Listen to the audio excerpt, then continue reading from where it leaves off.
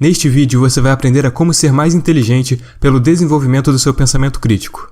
Você vai descobrir as duas formas de pensar que existem e vai aprender sobre 5 livros importantíssimos que vão te tornar mais inteligentes e que vão fortalecer o seu pensamento crítico. Você vai ver tudo isso e mais, logo após isso.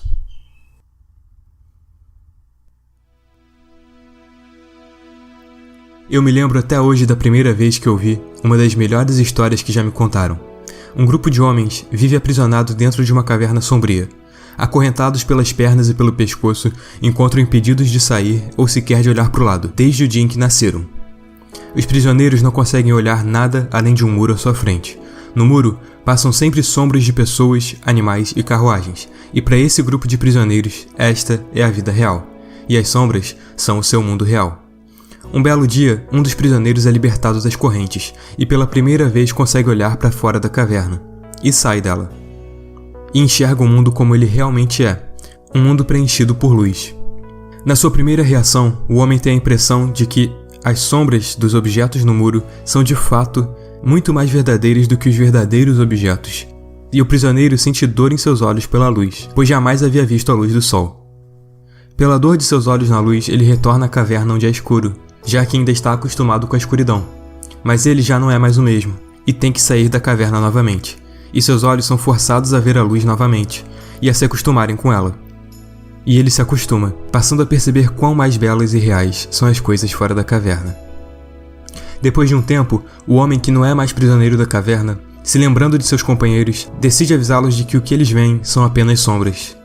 O mundo da verdade está do lado de fora. Os prisioneiros, ouvindo tais palavras, acham que o homem enlouqueceu, ou que se tornou estúpido, e até fazem piadas dele.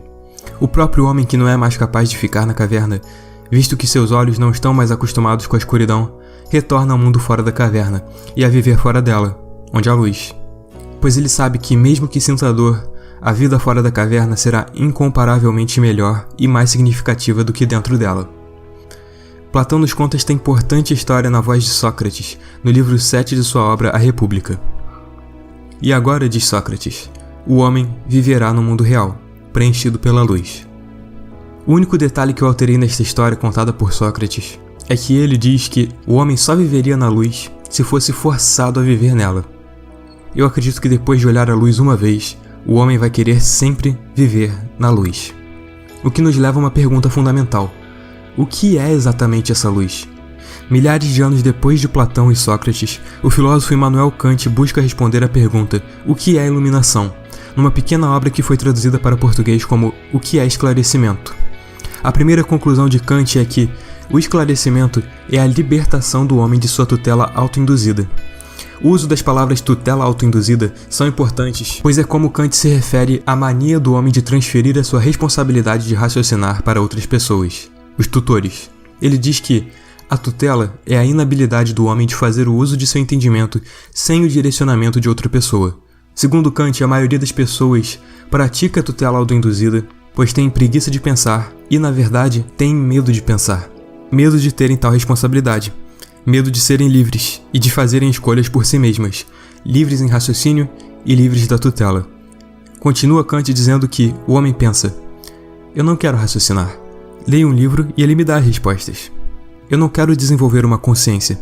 Ouço um líder religioso e ele me dará minha consciência. Nem mesmo sei o que devo comer. Ouço meu médico ou propagandas e então eles criam uma dieta para mim.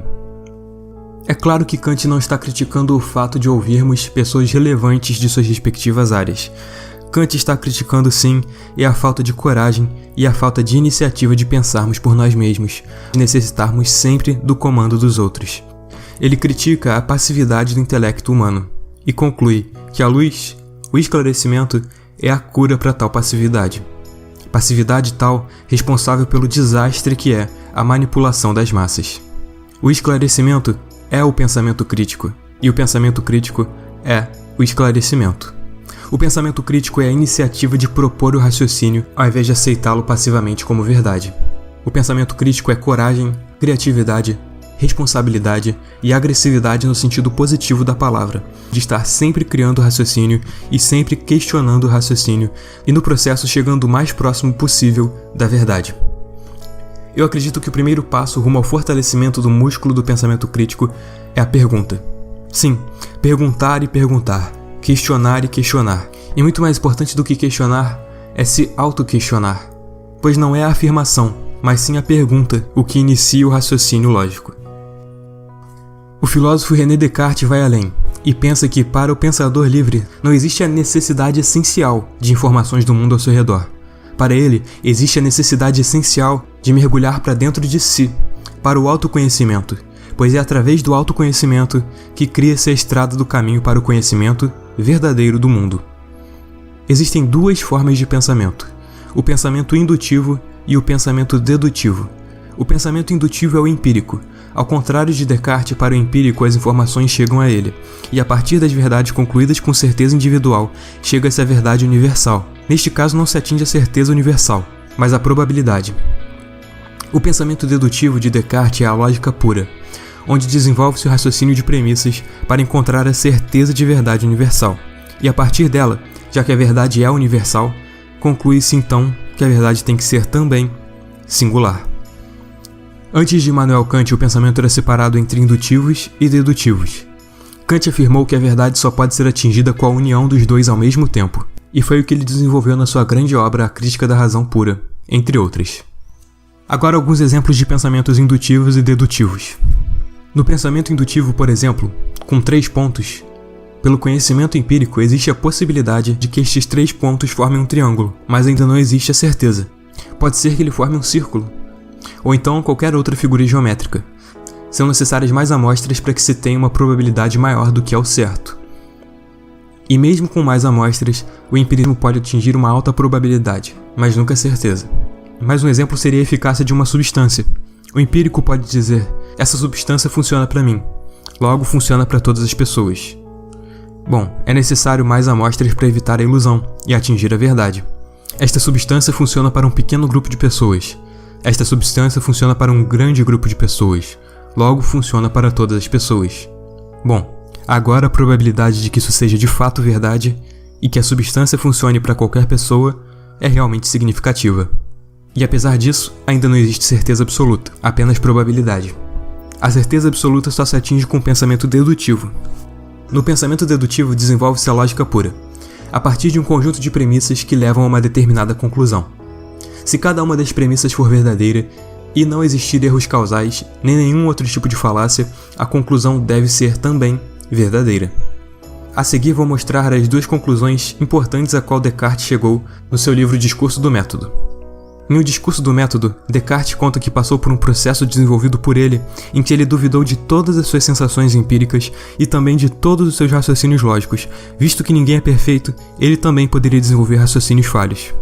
E então foi neste momento que ele chegou à conclusão da sua primeira certeza de verdade absoluta, pois mesmo que ele estivesse desenvolvendo pensamentos ilusórios, ele estava de fato pensando, e percebeu que aquilo que pensa existe, e que eu penso, logo eu existo. E percebeu que a partir do descobrimento de uma verdade, ele poderia chegar a novas verdades. Já tinha um chão sólido no qual poderia pisar. Assim poderia caminhar com segurança e explorar novos territórios no piso sólido da verdade. Partiu então para sua próxima conclusão. Ele sabia que era imperfeito, vivo e imperfeito. Sabia então que o mundo ao seu redor não poderia ser sua própria criação, pois um mundo que funciona de forma perfeita não poderia ser criado por algo imperfeito. E menos ainda, o mundo não poderia vir do nada, pois se para a existência de pensamentos reais era necessário que algo real o criasse, assim também, o mundo que existia deveria ser de fato criado por algo que existe. Sua próxima premissa é de que ele era vivo. Então pensou, é impossível que algo não vivo o criasse. Se ele era animado, não poderia ser criado por algo inanimado. Deveria ter sido criado por algo animado. Chegou à conclusão de que ele foi criado por algo vivo e perfeito, e chegou à conclusão da existência de Deus. Concluiu então Descartes 2 verdades absolutas: a sua própria existência em forma de alma e a existência do Deus perfeito. E com mais chão sólido de certeza de verdade absoluta, continuou a explorar novas verdades em sua obra genial como O Discurso do Método e Paixões da Alma. Há também quem acredita que a verdade deve ser atingida por sentimentos, e não pelo intelecto, como o filósofo Jean-Jacques Rousseau. Aqui no canal já fiz muitos vídeos sobre autoconhecimento e sobre sentimentos e pretendo fazer mais, e acredito que de fato eles vão fortalecer o seu músculo do pensamento crítico. Agora, no próximo vídeo, vamos trabalhar mais o desenvolvimento do músculo do pensamento crítico através do pensamento dedutivo, para que o desenvolvimento crítico seja o mais completo possível. Quase 2 anos se passaram e o canal Psicologia Positiva tem mais de 100 mil inscritos. Eu estou muito feliz, e muito feliz com a comunidade que nós desenvolvemos ao redor do canal. Uma comunidade de amor, respeito e carinho, e de troca de ideias visando sempre o desenvolvimento um do outro. Que possamos continuar sempre assim, sempre crescendo e aprendendo uns com os outros. Eu amo vocês, galera, e eu vejo vocês no próximo vídeo. Abração!